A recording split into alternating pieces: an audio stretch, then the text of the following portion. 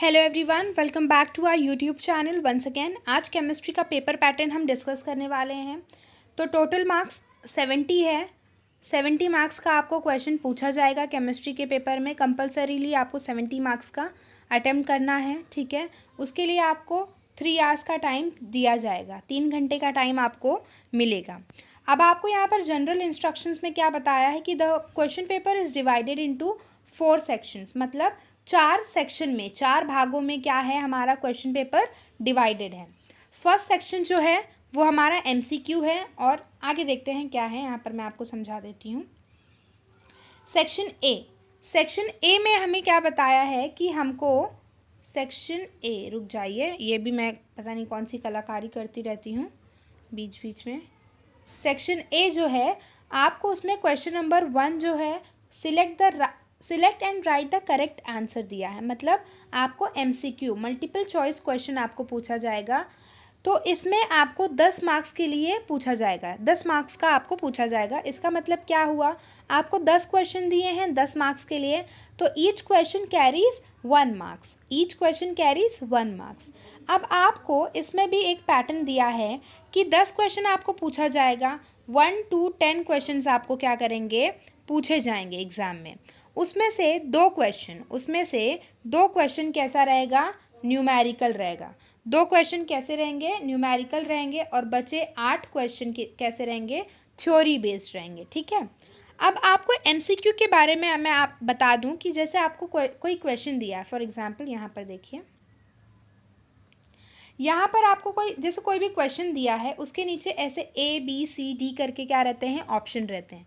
तो जब भी आप आंसर लिखते हो तो सिर्फ आंसर नहीं लिखोगे, ऑप्शन नंबर डालोगे। फॉर एग्जांपल ए ऑप्शन आपको लगता है करेक्ट है, तो जैसा कैपिटल स्मॉल जैसा भी दिया रहेगा आपको लिखना है वो। जैसे यहाँ पर मैंने लिखा ए और फिर उसका आंसर, या फिर बी होगा तो बी उसका आंसर, जो भी करेक्ट है एक चूज़ करना है और उसका आंसर लिखना है विथ अल्फ़ाबेट।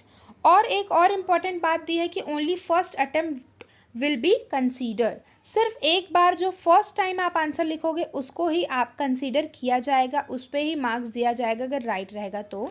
अगर आपने कट किया तो आपको मार्क्स नहीं दिया जाएगा। वो ऐसा कंसीडर करते हैं कि आपने कॉपी किया है, इसलिए वो मार्क्स नहीं देते हैं। ओके,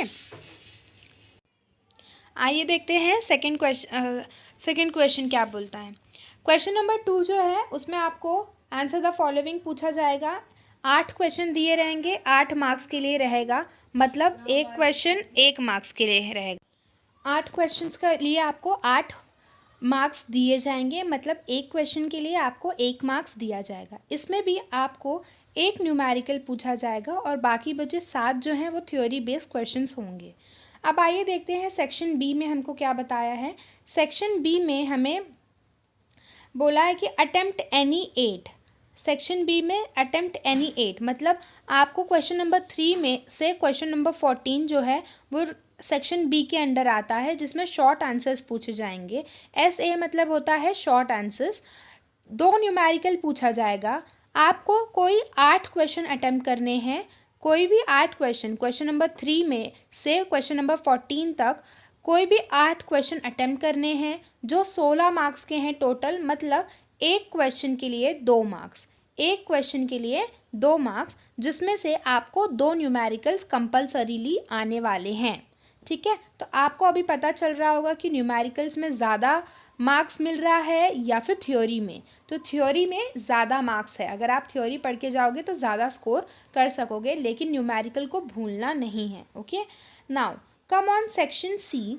सेक्शन सी में हमको अटेम्प्ट एनी 8 मतलब 8 क्वेश्चन सिर्फ अटेम्प्ट करने हैं। Any 8 question you have to attempt. Question number 15 से क्वेश्चन नंबर 26 तक सेक्शन सी के अंडर आता है, जिसमें शॉर्ट आंसर्स पूछेंगे। इसमें भी 2 न्यूमेरिकल्स पूछा जाएगा, कंपलसरीली अटेंड करना है। 24 मार्क्स टोटल है 24 मार्क्स, मतलब एक क्वेश्चन के लिए 3 मार्क्स दिया जाएगा। ओके, 3 मार्क्स दिया जाएगा। Now come on section D. Section D में आपको एनी 3 अटेम्प्ट करना है। क्वेश्चन 27 से क्वेश्चन नंबर 31 तक 5 क्वेश्चन दिए जाएंगे, उसमें से कोई 3 अटेम्प्ट करना है। LA मतलब लॉन्ग आंसर।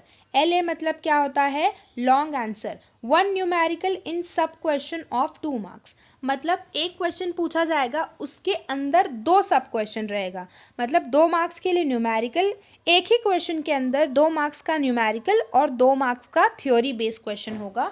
टोटल इसका 12 मार्क्स है। इसका मतलब एक जो क्वेश्चन है वो 4 मार्क्स कंटेन करता है। और इन 4 को कैसे डिवाइड किया है, 2 मार्क्स न्यूमेरिकल और 2 मार्क्स थ्योरी, 2 मार्क्स न्यूमेरिकल और 2 मार्क्स थ्योरी, ऐसे करके आपको 3 क्वेश्चन अटेम्प्ट करने हैं इस सेक्शन से। ओके, अब नीचे आपको कुछ नोट दी हुई है, देखते हैं नोट क्या है।